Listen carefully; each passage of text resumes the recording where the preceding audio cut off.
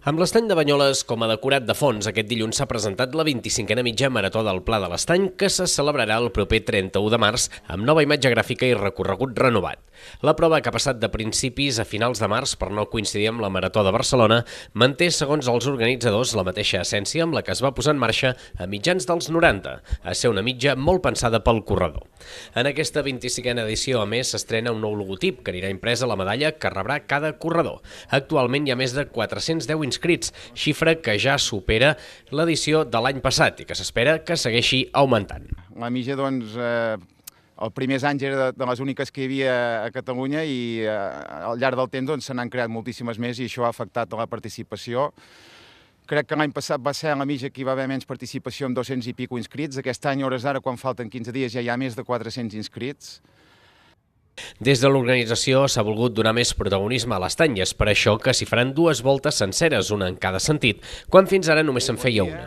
El nou recorregut, el tercer que tindrà la prova des dels seus inicis, proposa també un pas pel centre urbà de Banyoles i més concretament per la plaça Major.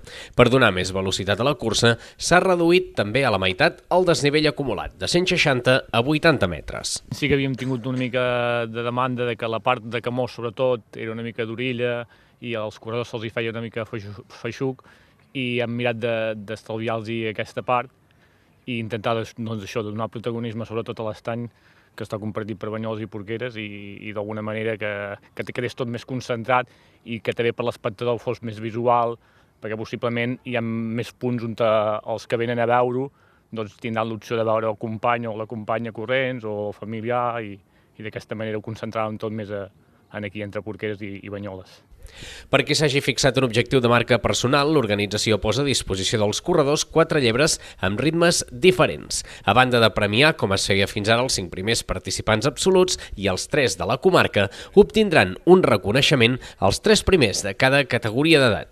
D'altra banda, el mateix 31 de març es farà també la 12a Volta Popular a l'Estany, que també començarà i acabarà davant del Club Natació Banyoles.